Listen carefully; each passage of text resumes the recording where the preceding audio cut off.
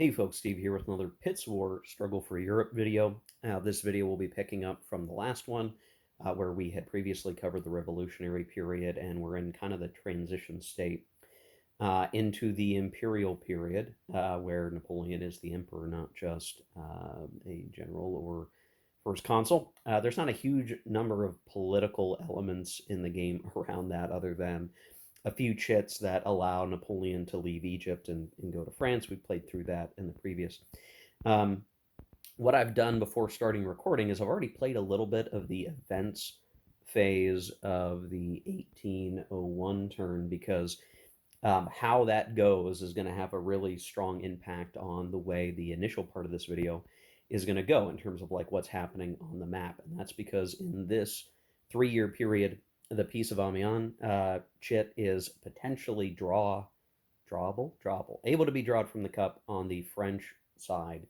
And when it is drawn, it becomes a mandatory chit to be played. It doesn't have to be the only chit played, but it must be played, and that will sort of set the whole map on ice for a little bit and allow for that arrangement that would lead to the War of the Third Coalition as we know it historically. And obviously, in this game, things can be a little bit different. So I had to play through that because there wouldn't be a lot to say if this was going to be an immediate piece of Amiens situation. I would describe it, and we'd be jumping right into like the 1803 time frame, that sort of thing. Um, or I'm sorry, 1804. But either way, we're going to look at what actually happened. So the key thing was, okay, well, if we draw the piece of Amiens, that's just on the luck, what's going to have to be dealt with.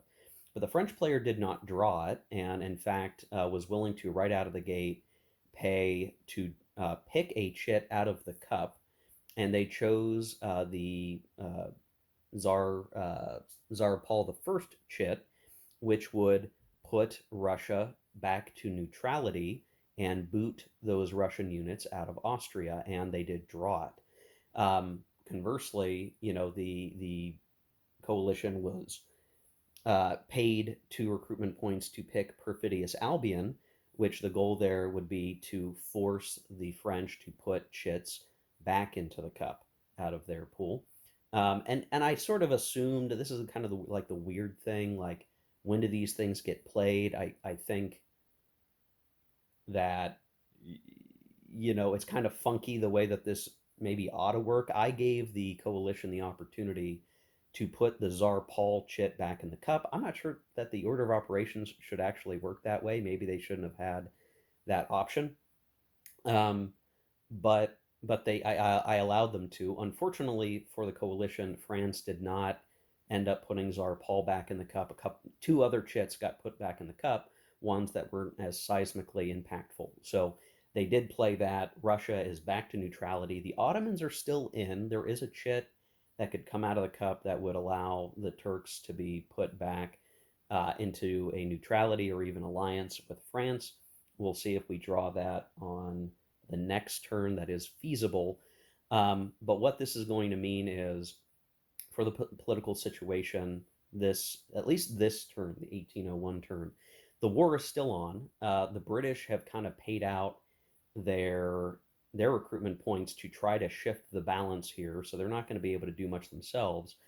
But they did draw the Rothschild economic chit, which is going to be pumped into the Austrian economy to try to have kind of the last hurrah of Austria at this point. Napoleon is sitting in Vienna.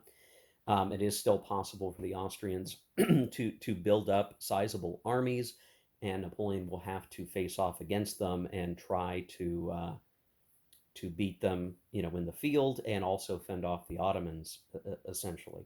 Now, the Ottomans can do a lot of different things to pressure the French. I may actually end up building their forces down here so that they zoom through Italy. That's a possibility, a little bit different from history. But this is like the turn where all of that can come to fruition. The French are going to have slightly less production because, again, they paid to get the extra event shit.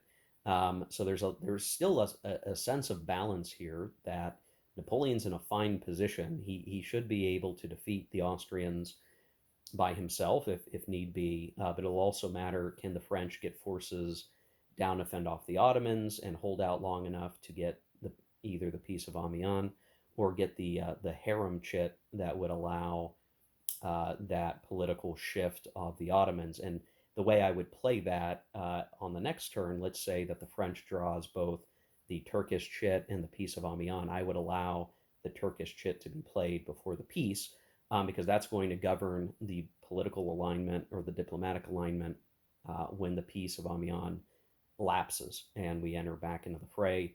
The historical result would be, yeah, that the Turks are not at war with France. They're at war with Russia, really, as a part of the Russo-Turkish war. So, out of the gate on this video, guys, just having to talk about the political element, because had it gone any differently, or maybe we would have gotten the Ottoman shit and not the Russian shit, and same story. There's a lot of different ways that this turn could have gone in terms of the event phase that would really affected like next steps, and I wanted to play through that first. So what's going to happen from here is I am going to go through the rest of the sort of pre-steps of this turn. Everyone's got to do their production and build up and get ready. And then I will play through 1801, 1802, and 1803, and we'll talk about what will have happened. Now, for sure, what's going to come up at some point, I believe, is the Peace of Amiens, which could cut this 3-year period short if it does come up. Just to read to make sure I have it right here. It's must be played. So if we draw it, it will have to be played. An armistice is enforced all over the map.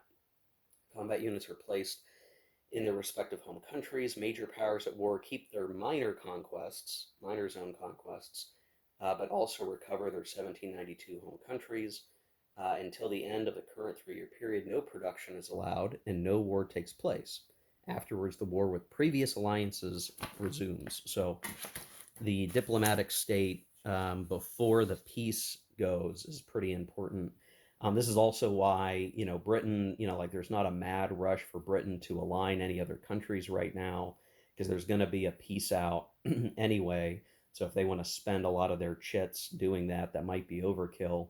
What they really want to do, and this is really in terms of the intention here, France didn't want to draw the Peace of Amiens chit, so they kind of lucked out on that because they would love to force an Austrian surrender, which would be the second conquest of Austria, so a timetable much earlier than history, where France is going to gain many benefits from that long term in the game. So that's kind of the hope for France, is to do that. That's going to make things really, through the rest of the 1800s in this game, very, very different if they can achieve it.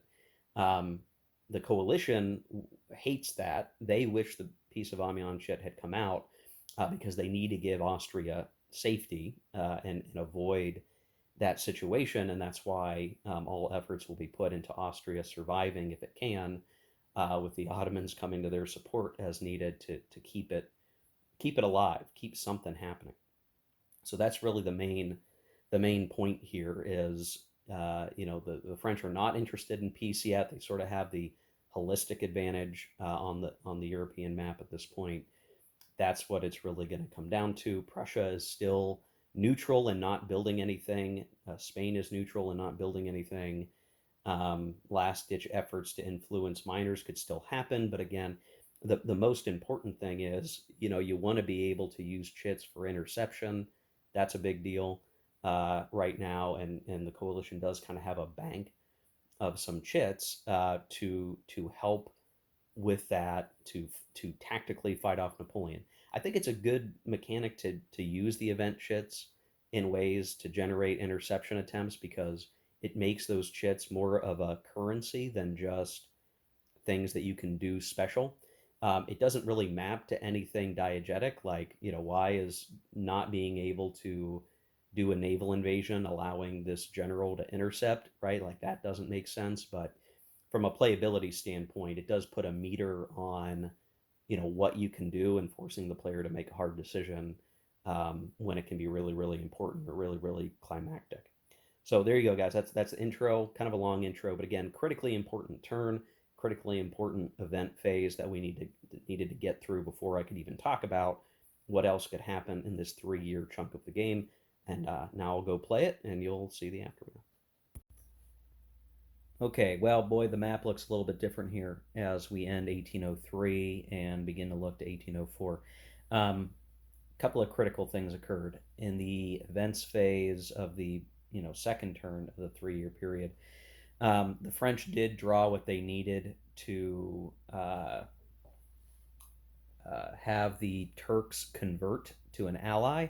That meant that the forces Austria had at its disposal to defend Vienna uh, or to just survive, period, were greatly reduced. There was a little bit of a dance between Vienna and Budapest that had gone on where Napoleon kind of couldn't quite catch the Austrian Turkish army, which maybe some friction you would think in those forces working together.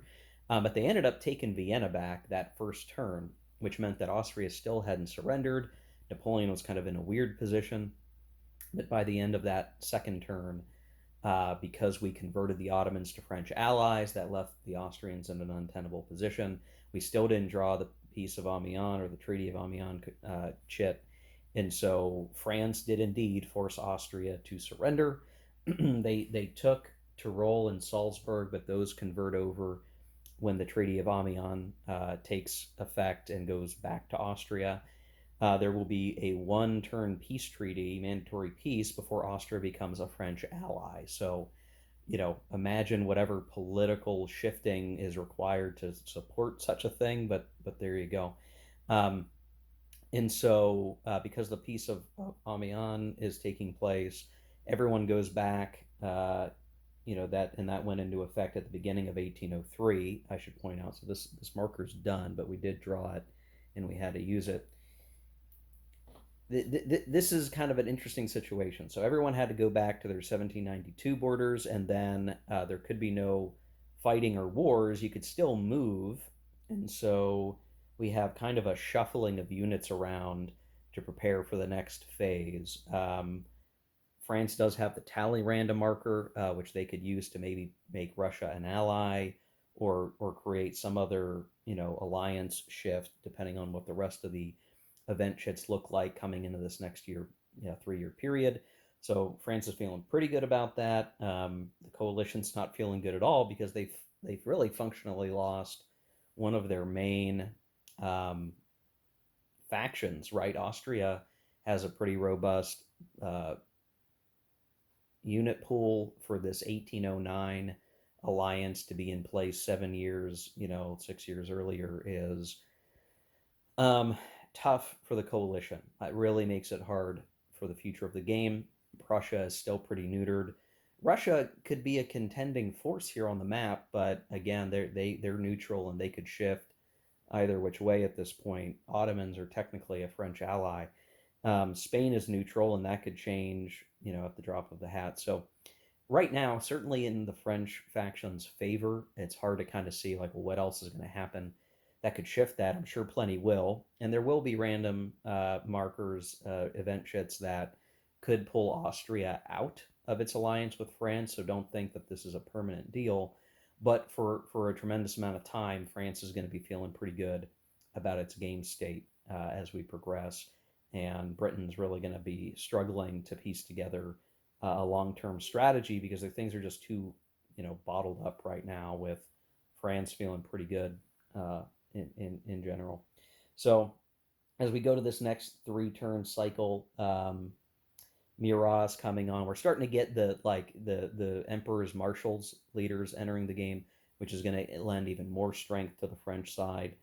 We are going to get some additional uh, Prussian leaders coming back, um, and the upgrading of the reserve army into the Grand Army with Napoleon, which again, just we're reaching that apex ahead of, we're reaching the apex of the force pool for France, and we're in a more advanced political diplomatic position on the board. So really, all benefits going to France, but the game doesn't end until it ends, and it's really hard to imagine how one gets 30 victory points to achieve a total victory at this point, even for France. That almost feels unrealistic to achieve. We'll have to keep an eye on that. I don't think we're anywhere near 30 to warrant a total victory declaration at this point. But France is feeling good. That's the key thing. So We'll go into the 1804 through 1806 period. This would normally line up with the War of the Third Coalition and drift into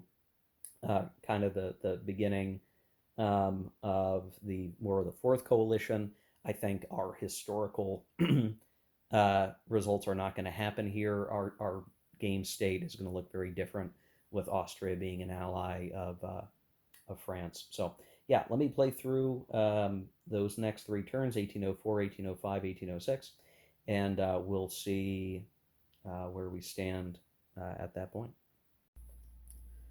Okay, guys, here we are at the beginning of what is 1807, but really the end of 1806, and the game is ending in a French automatic victory. So let's unpack what happened. It was actually pretty interesting, and like I don't feel like I think in 1807, if you acknowledge that like our timetable is probably 2 to 3 years shifted to the left in terms of what countries have been defeated by France, this would, I think ordinarily be kind of like a high watermark for France, and definitely in the zone of like if you were ever going to get a French automatic victory, it certainly would have been in this 1809 to 1810, 1811 time frame. Maybe if the invasion of Russia had gone better or something like that. This could be described maybe as like the French dream state if they could make it work. So how things have unfolded over the last 3 years of European history here is, Prussia defeated, and not. It was actually touch and go there for a bit, um, with the support of the Austrians being minimal because they can't leave their territory, but it did field kind of a funnel of the Ushans, the Prussians and the Russians, into the Polish area and around Berlin. That over several sets of combats, eventually the French kind of came out ahead on things and forced a Prussian defeat. Now, the coalition missed the Drums of War chit by a turn. Basically, that's the chit that allows you to say, no, Prussia does not surrender, and they get to fight on a little bit. But if they lose again, they become a mandatory alliance potential faction. Well, the coalition missed that draw. They didn't get it in time, and Prussia simply was put into a mandatory peace. Now, that would mean that Prussia would come back, and in fact, 1807 would be the turn that they would have come back. But if you see the game state situation, you can see I've got multiple forces here lined up to rough up Prussia pretty badly. They would end up forming a an alliance, a mandatory alliance, and the coalition is not anywhere near getting the chits that would break the Austrian mandatory alliance that we are enjoying and is contributing to our victory. Um, you may also notice some markers here starting to run low on control markers. Russia was defeated outright the next year. So we did not use the Treaty of Tilsit. In fact, I don't even think we've drawn that chit yet.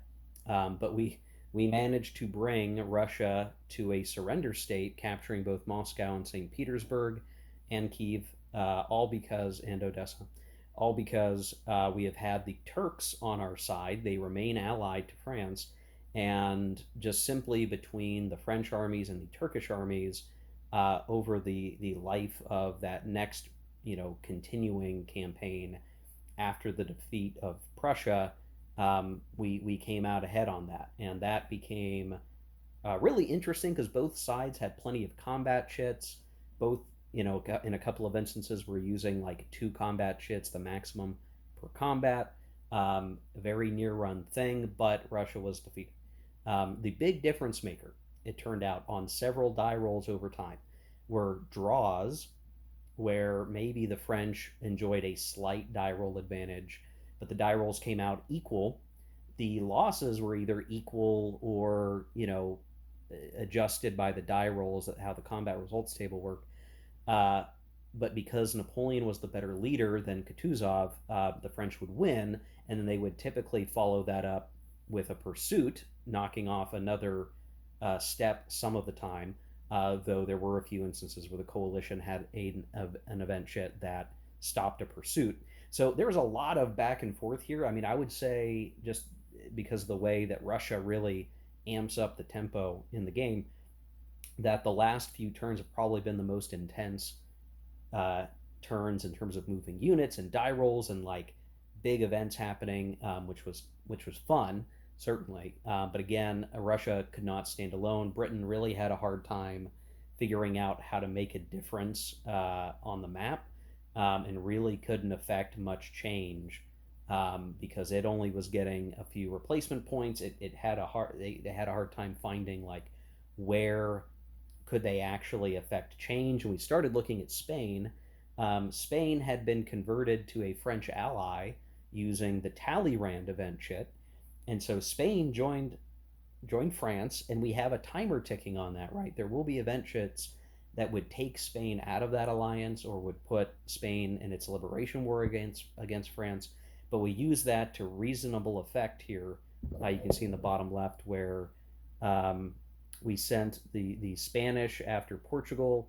We have at one point the British, trying to march up to Madrid, and failing to, in large part because they had some bad movement die rolls, which allowed Murat to come down because uh, a non-Portuguese unit had entered Spain or Portugal. That allows French units to come into Spain, and we maneuvered down. And while we didn't take Gibraltar, that almost happened, but not quite. The coalition won out with fighting Murat. Murat is protecting this starred province of Cadiz, and we did conquer Portugal here. So um, it just ended up working out that the chits kind of fell into a rhythm where the French were able to make something happen there. And so I believe we're at automatic victory. It certainly feels that way. If I were to play 1807, let me tell you what's going to happen. Prussia's going to get knocked down again. And then the automatic victory would simply be occurring sometime at the end of the next 3 year cycle, because Russia is in its uh, mandatory peace until the beginning of 1809, the final turn in this next 3 year period. And I don't see any way that we would not see the French be able to even fight Russia to a standstill. And then the victory conditions would likely still be met at this point. And so I think it's a clean victory. It's an earned victory for the French here. Not to say that obviously, I think the coalition could have wound up doing better. They ended up not doing better. Certain limitations just kind of flowed out the way that they did. Um, but it feels like a fun victory. I think this is where, if you're going to do a 1792 to 1815 grand campaign, which most games don't do, this is the side effect you need to be prepared for. Where across all of that extra time, right? Like that's a ton of extra time. If you figure most games are 1805 to 1815, that's 10 years. Well, you basically get like an additional 10, 12 years on top of that if you add in the revolutionary period. And if France can make some big gains there, they can turn that into a sustaining uh, game changer even in the 1800s, which is what we're seeing here. So this is kind of working out the way that I see it could certainly wind up. Now, had we not conquered Austria that first time, had things worked out earlier, we would be in a very different game state. And so I think I read the situation correctly early on of like, we got to stop Austria from surrendering again. We have to stop that. And we couldn't, or it didn't work out that way. And, that's having the expected ripple effect here. So, what are the automatic victory conditions? Well, it requires France to have 30 victory points. And looking at my rewritten rule book here, so that you can see some of this, I will mention it is a problem of translating from French to English, so bear with me as I try to parse this. One for each controlled key star not belonging to Austria, Russia, Prussia, and Ottoman Empire, and Spain during a war. This just functionally means like the key stars that would ordinarily be controlled by these countries that have been taken control of by France, by the French faction, one way or the other. So just you've taken it if you're mid-war, or you've conquered the minor country, uh, or you're in control of that hex, not hex, but space. Um, and that's how I believe I'm interpreting that correctly. Then you get one for each allied key star. So for every star that is basically, if you really want to look at it this way, guys, I think these two bullet points really mean not counting the French home country stars, whatever they've conquered, taken control of, or are allied stars, they get the victory point for that. You get one for each mandatory piece inflicted. I count each one, even if they've uh, exited their primary effect. Um, one for each forced alliance in effect.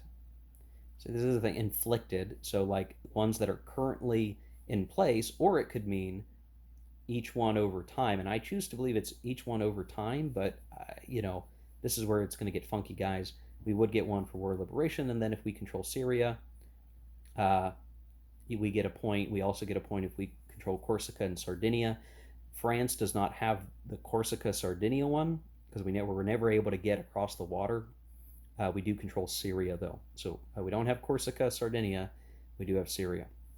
So in my count, I am reasonably confident that we hit the required number. I'm checking my notes again just in case,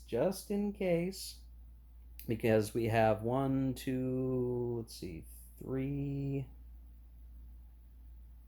I believe it's 26 stars. We have Corsica, not Corsica, I'm sorry, Syria. So it's 27. And then we have two mandatory pieces in effect right now, and we have a mandatory alliance, which would make altogether 30. And if you just look at the game map state here for a second, right? Like if you're challenging the number somehow, again, I feel like if we were to conquer Prussia and get Prussia as a mandatory ally, like we would potentially count that as well. But remember, Austria is allied, so I'm choosing to count the 5 stars that are in Austria because Austria is our ally. We control them; they're part of the crew. So that's 5, and we get one for the mandatory alliance, right? So Austria, being in its current game state, is worth 6. Um, Turkey has 2 stars in its main territory, that is our ally. Plus, again, we have control of Syria. We also have control of Egypt, right? So that's starting to get, we're looking at like, okay, that's 4. So that's 10 by itself. Spain has 3, so 13. We conquered Portugal, 14, 15, 16, 17, 18, 19, 20, 21, 22, 23, 24, 25, 26, 27, because we control Denmark, and then Ireland, and then we have those mandatory alliances. So that's 30. I'm pretty sure I've tried to count over and over again and make sure I'm not missing something. But I think we got 30, and there's potentially some ways for us to pick up some additional ones. So, like grabbing Portugal, that's kind of like an important pickup. Staying in control of Turkey has been an important one. And just looking throughout the map, I mean, it's a pretty strong case, right? If we were to compare this to nations in arms for a second, the French control would be roughly the equivalent of the continental system at this point. The only missing piece would be Sweden and control of Pomerania, which is controlled by Sweden. Sweden ended up never entering, though there were a couple of diplomatic attempts against it. This is as close to the continental system as one could imagine being implemented in the game right now, accounting for that, and really no challenge on the continent other than the potential fighting near Gibraltar. And I mean, at this point, that's kind of a done deal. Um, if we really concentrated all of the French and Spanish power against Gibraltar, it would eventually fall just based on numbers at this point, so long as the disruptive diplomatic chits wouldn't come out of the cup. So just looking at it, guys, I mean, I feel fine saying that this is a French victory. It's way earlier, right? We still would have like 8 more turns that could be played. Um, but I think that the long term things we would see probably happen is, again, Prussia becoming a mandatory ally. That would kind of ensure, even if I'm miscounting by 1 or 2, that would probably push us over the edge. And then finally, if we were really just dealing with Russia at that point, if the Spanish situation was relatively stable, I still feel like we would be in reasonable shape. Um, I think it has to play out this way to get an automatic French victory, honestly, compared to uh, the reality of like 1810 and the tenuous alliance that France had and the ongoing conflict in Spain. We've kind of wrapped things up before the Spanish situation gets out of control, and Europe is in some reasonable state of peace, at least for the moment. And maybe this is where we get a piece of a treaty of Leipzig kind of thing where, hey, you know what, whatever the face of Europe, we're changed. There's only so much fighting that can go on. um, new order in Europe, a new concert of Europe, something like that. I don't know, that's how you guys might want to interpret it. So where to go from here? Um, Part of me wants to try the 1805 campaign as just a bookend, because I've functionally played through the Revolutionary period twice. Um, Once, the first time I tried this game out while I was traveling, and this playthrough, we've started to get a taste of the Imperial period, but it's still somewhat incomplete to me. So I think what I will do in a follow up video is go ahead and try to cover the Imperial period, the 1805 scenario, as its own thing, and see how this system just handles that game state. I'm sure it will do just fine.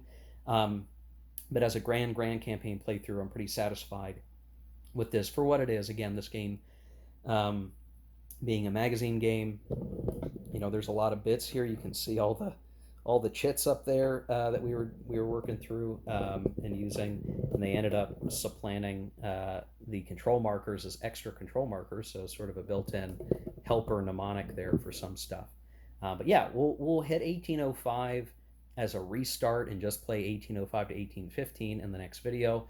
Hope this is entertaining, at least to some degree, guys. I'm not showing the deep details because again, this game's kind of, it's not super duper complex. It's reasonably straightforward. Really just dealing with ambiguities between the rules as written, the event markers, and trying to make a good judgment call when it's not super duper clear. But it's playable, certainly, and it makes for an interesting experience. So, yeah, see you in the next one, guys. See ya. Take care. Keep gaming.